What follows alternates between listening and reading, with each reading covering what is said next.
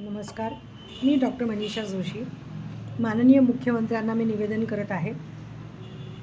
माझ्या माहेरी माझ्या आईच्या शेजारी श्यामलाल झंवर ही फॅमिली राहायची आणि या फॅमिलीचे सर्व सदस्य जे आहेत यांची माझी अनेक वर्षांपासून ओळख होती.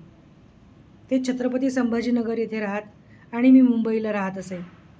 त्या काळात संगीता झंवर म्हणजे श्यामलाल झंवर यांच्या पत्नी ज्या आहेत त्यांनी माझ्या आईकडून माझ्यावरती फोनवर सारखा दबाव आणला की त्यांचे जे भाऊ आहेत म्हणजे संगीता झंवर यांचे जे भाऊ आहेत खुशाल सोमानी यांना दिव्यांग सर्टिफिकेट द्या. तेव्हा मी माझ्या आईला म्हटलं की मी स्वतः संगीता झंवर यांच्याशी बोलेल आणि त्यांच्याकडनं समजून घेईल काय अडचण आहे. जेव्हा मी संगीता झंवर यांच्याशी बोलली आणि त्यांना म्हटलं की कुठल्यासाठी दिव्यांग सर्टिफिकेट हवं आहे, त्यामुळे त्याला ऐकू येत नाही. मी म्हटलं मला सर्टिफिकेट द्या, त्याचा ऑडिओग्राम द्या, सर्व काही प्रूफ लागतील, मग मी तुम्हाला दिव्यांग सर्टिफिकेट मिळवून देईल.